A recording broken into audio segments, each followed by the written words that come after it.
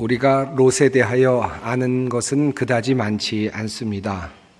아마 롯의 이름은 들어보신 분들이 많이 계실 것입니다. 아브라함의 조카 롯입니다. 아브라함과 함께 하란을 떠났고 그리고 소돔과 고모라 성에 살다가 그 소돔과 고모라 성이 멸망당할 때 탈출하여서 산 위에 올라가 살다가 암몬 족속의 조상이 되었다 하는 정도가 롯에 대한 이야기입니다. 아브라함과 조카 롯에 대한 이야기는 창세기 11장 27절 이후부터 등장하고 있습니다. 아브라함의 아버지는 데라였습니다. 데라에게는 세 아들이 있었습니다. 아브라함, 그리고 나홀, 그리고 하란입니다. 이 세 아들은 살아가던 중에 한 아들이 먼저 세상을 떠나가게 됩니다. 하란이었습니다. 하란은 바빌로니아 우르에서 그만 아버지보다 먼저, 데라보다 먼저 세상을 떠나게 되었습니다. 남겨진 아이들은 셋이었습니다. 롯, 그리고 밀가, 그리고 이스가였습니다. 롯은 아브라함이 책임을 지기로 한 것 같고, 그리고 밀가는 삼촌이었던 나홀과 결혼을 해서 함께 살게 됩니다. 이스가도 아마 그와 함께 남았던 것 같습니다. 이렇게 해서 아브라함과 롯은 함께 사는 운명적 가정 공동체가 되었습니다. 롯과 삼촌 아브라함은 여러 곳을 함께 돌면서 함께 인생을 보내게 됩니다. 아들이 오랫동안 없었던 아브라함은 조카 롯을 끔찍히도 사랑했던 것 같습니다. 어쩌면 아버지와 아들의 관계처럼, 때로는 형과 동생의 관계처럼 그렇게 다정하고 사랑스러운 관계가 아니었을까 생각해 볼 수 있겠습니다. 창세기 12장을 보면 아브라함이 하나님의 부르심을 받고 하란을 떠날 때 롯도 함께 떠났음을 알 수 있습니다.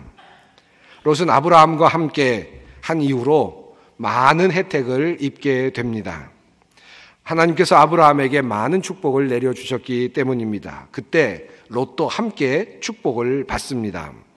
13장 2절에서 아브라함은 집 짐승과 은과 금 등 많은 재물을 갖게 된 그런 부자로 표현되고 있습니다. 많은 것들을 가지게 되었습니다.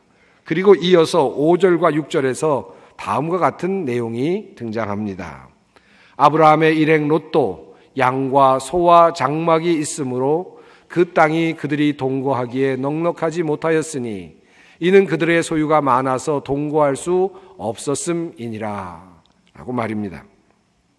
롯은 아브라함과 함께 하면서 점차 자신도 부자가 되어가고 있었습니다. 그리고 이제는 더 이상 함께 할 수 없을 만큼 서로는 큰 부자가 되어 있었습니다. 결국 아브라함은 조카 롯에게 서로 독립할 것을 제안했습니다. 13장 8절과 9절을 보면 아브라함의 조카를 향한 그 사랑의 애틋함을 발견할 수 있습니다. 아브라함은 이렇게 말합니다. 너와 나 사이에, 그리고 너의 목자들과 나의 목자들 사이에 어떠한 다툼도 있어서는 안 된다. 우리는 한 핏줄이 아니냐. 내가 보는 앞에 땅이 얼마든지 있으니 따로 떨어져서 살자. 내가 왼쪽으로 가면 나는 오른쪽으로 가고 내가 오른쪽으로 가면 나는 왼쪽으로 가겠다라고 그렇게 아브라함은 말합니다. 조카 롯에게 상당한 유리한 조건을 제시한 것입니다. 그런데 롯은 아브라함에 대한 생각이나 배려는 그다지 없어 보입니다. 자신에게 더 좋아 보이는 땅, 물이 넉넉해 보이는 땅을 선택합니다. 아브라함에게 양보를 하지 않았습니다. 13장 10절 말씀입니다. 이에 롯이 눈을 들어 요단 지역을 바라본즉 소알까지 온 땅에 물이 넉넉하니 여호와께서 소돔과 고모라를 멸하시기 전이었으므로 여호와의 동산 같고 애굽 땅과 같았더라. 이렇게 해서 롯은 요단 동쪽 온 들판을 가지기로 하고 아브라함을 떠났습니다. 그것은 이미 문명이 발달한 곳이었고 그리고 성읍들이 있는 곳이었습니다. 롯은 그 성읍들을 돌아다니다가 결국은 소돔이라고 하는 그 성에서 살기 시작했습니다. 소돔에 살면서 그에게는 여러 가지 어려운 문제들이 생겨났습니다. 그곳에서 특별히 여러 왕들이 연합해서, 주위의 왕들이 연합해서 소돔과 고모라 성을 공격해 들어온 일이 있었습니다. 그때 소돔에 살던 롯과 그의 가족들은 모두 함께 잡혀가는 처지가 됩니다. 재물도 다 빼앗기는 처지가 되었습니다. 이때 이 소식을 들은 아브라함은 자신의 군사 318명을 데리고 후방을 쳐서 롯과 그의 가족 그리고 롯의 모든 재산들을 다시 찾아오게 됩니다. 그 이야기가 창세기 14장에 소개되고 있습니다. 저는 이 이야기의 흐름을 보면서 이런 생각을 해보곤 했습니다. 롯은 그때 많은 왕들이 쳐들어왔을 때 도대체 무엇을 했을까? 아무런 저항도 해보지 못했던 것 같고 그냥 사로잡혀서 가고 있는 모습을 보게 됩니다. 아브라함은 318명이나 되는 사람을 데리고 가서 도리어 전쟁에서 승리를 하고 돌아오는데 롯의 모습은 무기력한 모습으로만 보입니다. 한마디로 말하면 롯은 아브라함을 통해서 복을 받게 되었고 성공하게 되었고 부도 누리게 되었습니다. 그러나 자신이 한 것은 별로 없어 보입니다. 롯은 누리는 사람이기는 했지만 무엇을 세우는 사람은 아니었습니다. 롯에 있어서 가장 큰 사건은, 인생의 가장 큰 사건은 당연히 소돔과 고모라 성이 멸망당하는 바로 그 순간이었을 것입니다. 그때 하나님께서는 천사들을, 하나님의 사람 셋을 보내어서 아브라함에게 그 소돔과 고모라 땅이 멸망할 것을 알려주셨습니다. 그때 아브라함은 조카 롯을 생각하면서 하나님께 간절히 기도를 드리게 됩니다. 아마도 이 내용은 여러분께서 잘 알고 계실 줄 압니다. 아브라함은 그곳에 만약에 소돔에 50명의 의인이 있다면 멸망시키지 말아달라고 요청했습니다. 그리고 이어서 45명, 40명, 그리고 30명, 20명, 그리고 마지막에는 10명만이라도 찾으신다면 어떻게 하시겠는지를 묻고 하나님께 용서를 구했습니다. 하나님께서는 10명만 있어도 소돔과 고모라 성을 멸망시키지 아니하시겠다고 약속해 주셨습니다. 그러나 정작 소돔과 고모라 땅에는 의인 10명은 없었습니다. 물론 아브라함이 이렇게 기도한 데에는 조카 롯과 그의 가족을 향한 사랑의 마음이 담겨 있었을 것입니다. 그러나 그곳에는 10명의 사람이 없었습니다. 결국 롯과 그의 가족 모두는 소돔과 고모라에서 죽임을 당할 수밖에 없는 운명이었습니다. 그런데 하나님께서는 어찌 된 일인지 롯과 그의 가족만은 구해 주시기로 작정을 하십니다. 하나님의 천사들이 롯을 찾아왔을 때 롯은 하나님의 천사를 극진히 대접합니다. 하지만 마을 사람들이 롯의 집에 찾아온 그 손님들을 알고는 그 집을 에워싸고 그 사람들을 내어놓으라고 그렇게 야단을 했습니다. 성적인 관계를 맺으려고 하는 그와 같은 그런 모습들이 나타나고 있습니다. 그때 롯은 그들에게 이 사람들에게는 아무 일도 저지르지 말라고 말하면서 내게 남자를 가까이 하지 아니한 두 딸을 내어줄 터이니 마음대로 하라는 식으로 그렇게 일을 처리하고 있습니다.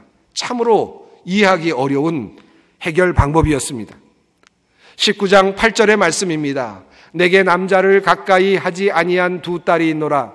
청하건대 내가 그들을 너희에게 이끌어 내리니 너희 눈에 좋을 대로 그들에게 행하고 이 사람들은 내 집에 들어왔은즉 이 사람들에게는 아무 일도 저지르지 말라.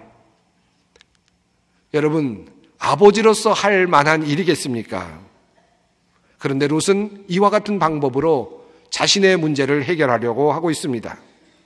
소돔성의 성적으로 혼탁한 사회상을 반영하고 있는 내용이라 할 수 있습니다.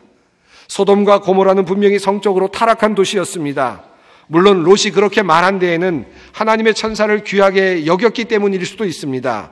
하나님의 귀한 천사를 모시기 위해서 그 어떤 것도 희생하겠다고 하는 그런 의지로 받아들일 수도 혹시 있을지 모르겠습니다. 또한 더 나아가서 당시의 나그네들이 얼마나 힘없는 약자이었는지를 보여주는 그런 대목이기도 합니다. 그러나 아무리 생각해 보아도 롯의 그와 같은 해결 방식은 이해가 되지 않습니다. 저는 그에게 큰 문제가 있었다고 생각합니다.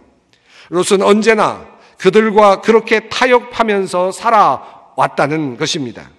불의를 행하는 사람들을 보면서 안타까워는 하지만 그러나 그들이 요구하거나 무엇을 달라고 할 때 그것을 다 줄 수는 없지만 그들을 위로할 만한 어떤 것들을 다시 내어주면서 그들과 타협하는 그런 모습을 그는 보여주고 있는 것입니다.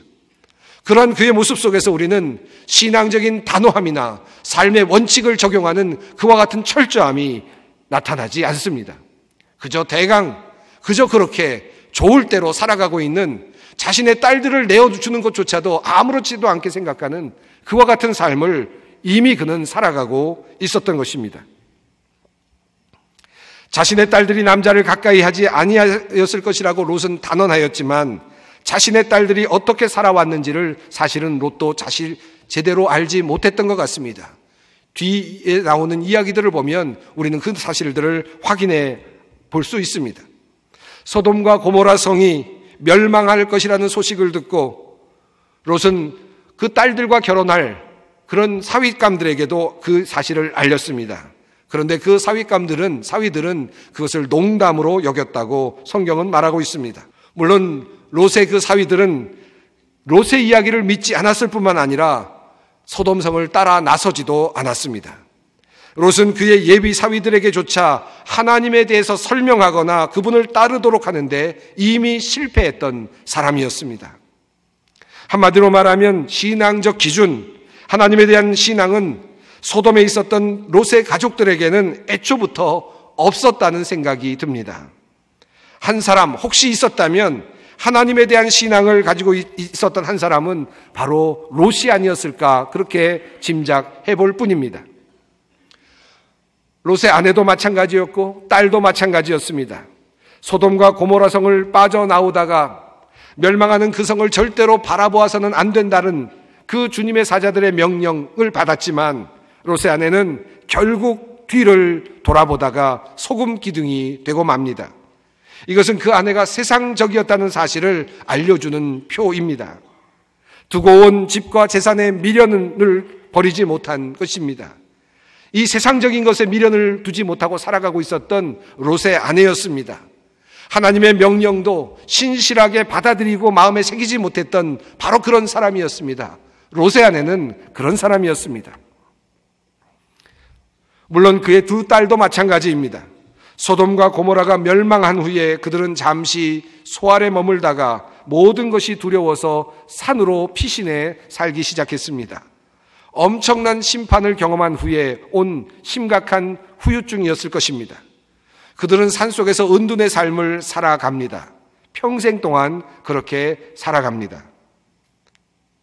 그때 롯의 두 딸들은 자신에게 배필감이 없다는 사실을 알고는 아버지를 술에 취하게 한 후에 몰래 들어가서 아버지와 정사를 합니다.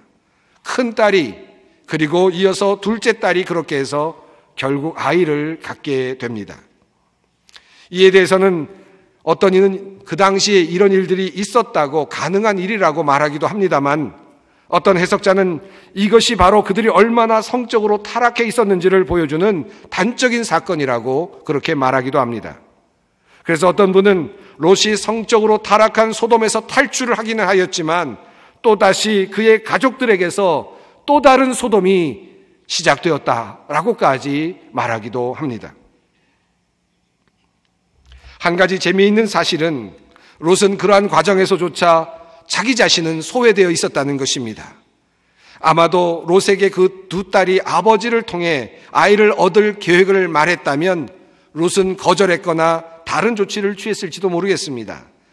그러나 그것을 이미 알았기에 롯의 딸들은 그 일을 아버지가 모르게 진행하였습니다. 19장 33절의 말씀입니다. 그 밤에 그들이 아버지에게 술을 마시게 하고 큰딸이 들어가서 그 아버지와 동침하니라. 그러나 그 아버지는 그 딸이 눕고 일어나는 것을 깨닫지 못하였더라. 35절에는 둘째 딸이 아버지와 함께 한 장면이 나오는데 역시 같은 표현으로 서술되어 있습니다. 여러분, 이와 같은 가정이 정말 제대로 된 가정이겠습니까? 이와 같은 가정이 정말 하나님을 믿는 신앙의 가정이겠습니까? 이런 상상을 해봅니다. 산에서 셋만이 살고 있었는데 아무 남자도 없는 곳에서 그렇게 셋이 살고 있었는데 다른 사람들과 만나지 않은 은둔의 삶을 살고 있었는데 두 딸의 배가 불러오고 있는 모습을 보면서 롯은 어떤 생각을 했을까요? 무슨 마음으로 딸들을 바라보았을까요? 아마도 롯은 너그럽게 그 딸들을 이해하면서 어디에선가 남자와 관계를 맺었나 보다라고 생각하는 그 정도로 너그럽게 받아들였을지도 모르겠습니다. 그러나 그 딸들을 훈육하거나 신앙적으로 바로 세우려고 한 흔적은 보이지 않습니다. 여러분, 이러한 인생을 여러분은 어떻게 평가하시겠습니까? 저는 사실 롯의 이러한 인생이 마음에 들지 않습니다. 어쩌면 우리의 인생과 너무나도 닮아 있어서 그런지도 모르겠습니다. 롯이 정말 하나님께 무엇인가를 드렸던 적이 있었습니까? 여러분 성경을 한번 찾아보십시오. 롯과 관련된 많은 이야기들을 한번 하나씩 한번 살펴보십시오. 롯이 하나님께 무엇을 드렸다라고 하는 흔적은 발견되지 않습니다. 그렇다고 자신을 보호해주고 그리고 사랑해 주었던 아브라함에게 무엇인가를 했던 적이 있었습니까? 그런 흔적도 발견되지 않습니다. 아브라함에게 무엇을 해준 적도 없습니다. 그저 자기만을 알고 자기만을 위해서 자기만의 영달과 자기만의 번영을 위해서 그렇게 살았던 사람이 롯이었습니다. 그리고 어려움이 왔을 때에는 그저 모른 척하고 모든 것들을 다 그저 면피한 채 그렇게 살아가던 사람이 롯이었습니다. 그는 불의한 소돔과 고모라에 살면서 온전한 제사를 한 번도 드리지 못했습니다. 그는 그 성에 있는 소돔에 있는 사람들에게 하나님에 대하여 말한 적도 없었던 것 같습니다. 자신의 아내, 자신의 딸들에게도 사윗감들에게도 그 신앙, 그의 의로움, 그의 생각을 전달하는데 이미 실패했던 것 같습니다. 아브라함이 하나님과 담판을 하면서 소돔성에 10명의 의만 있으면 구해 주십시오라고 말한 다음에 왜 5명으로 줄이지 않았을까요? 롯의 가족들은 다 합해보면 대략 6명입니다. 6명. 아마도 아브라함은 이런 생각을 하지 않았을까요? 롯이 있었으니까, 의인 롯이 있었으니까, 하나님을 사랑하는 롯이 있었으니까 적어도 가족들은 다 구원했겠지.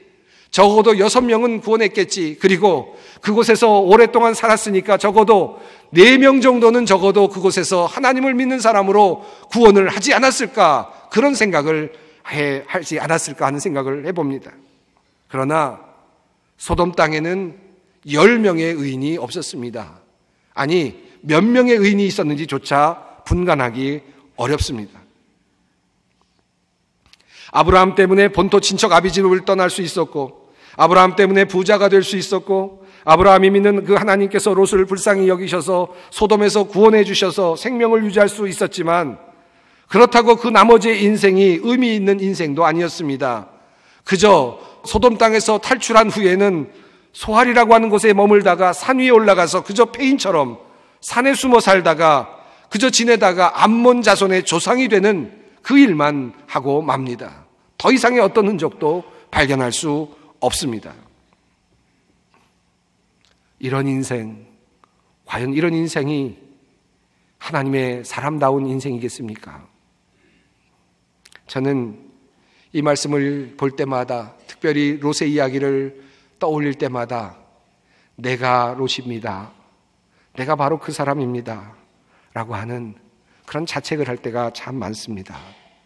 사회를 변혁하지 못하고 자신이 살아가는 것에 연연하여 다른 것 보지 못하고 문명의 이기에 익숙하여서 성읍들이 아니고는 도저히 살아갈 줄 모르는 롯. 그래서 문명의 이기는 구하지만 그 속에 있는 불신앙, 이교도적인 그 사상 속에서 마음으로 고통을 당하고는 있지만 그러나 세상을 바꾸어내지는 못하고 있는 롯. 그러나 그 롯은 한 번도 그들을 거슬려서 도전하거나 하나님의 나라를 이루기 위해서 일어서 본 적이 없습니다. 하나님의 나라를 선포해 보지도 못했습니다. 나약하게 그저 자신의 삶을 꾸려갈 뿐이었습니다. 그런 롯, 이것이 바로 나의 모습은 아닐까요? 우리 가정을 복음화시키지 못하고 있는 롯, 우리의 모습은 아닙니까? 저는 이 롯이 불쌍할 뿐만 아니라 애처롭기까지 합니다. 마치 나의 모습을 보는 것 같기 때문입니다. 처절한 우리들의 모습을 보는 것 같기 때문입니다. 그런데 오늘 본문 속에 참으로 기가 막힌 너무나도 놀라운 한 문장이 들어있는 것을 저는 성경을 읽다 발견하게 되었습니다. 베드로후서 2장 6절로 8절까지의 말씀입니다. 소돔과 고모라 성을 멸망하기로 정하여 죄가 되게 하사 후세에 경건하지 아니한 자들에게 본을 삼으셨으며 무법한 자들의 음란한 행실로 말미암아 고통당하는 의로운 롯을 건지셨으니 이는 이 의인이 그들 중에 거하여 날마다 저 불법한 행실을 보고 들으므로 그의 의로운 심령이 상함이라.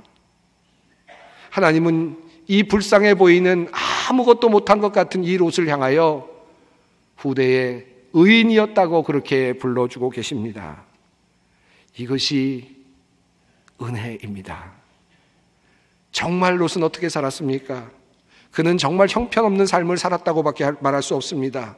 그의 삶을 보면 하나님을 만족시킬 만한 일들을 하지 않았습니다. 그러나 하나님은 롯을 의인이라고 불러주셨습니다. 왜 롯을 의인으로 불러주셨습니까? 롯을 그렇게 귀하게 불러주신 이유는 바로 사랑하는 믿음의 조상 아브라함 때문이었습니다. 소돔성을 멸망시킬 때에도 하나님은 아브라함을 생각하셔서 롯과 가족을 구원해 주십니다. 창세기 19장 29절의 말씀입니다. 하나님이 그 지역의 성을 멸하실 때에 하나님이 아브라함을 생각하사 롯을 그 엎으시는 중에서 내보내셨더라. 롯이 한 일은 별것이 없습니다. 불법한 행실을 보고 들으므로 그저 마음이 상할 뿐이었습니다. 하나도 이 세상을 거스르지 못했습니다.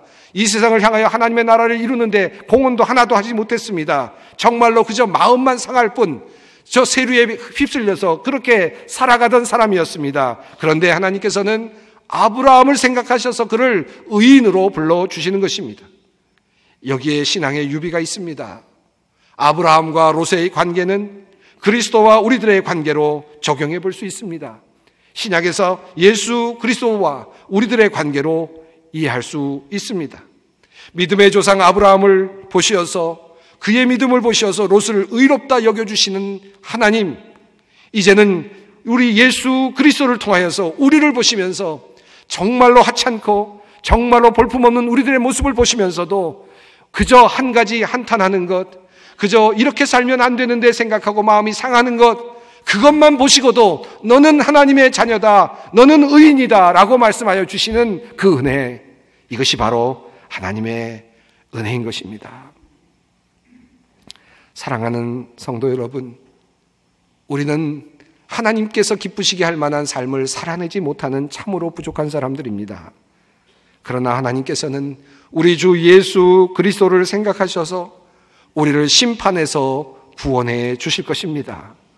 우리를 의롭다고 여겨 주실 것입니다.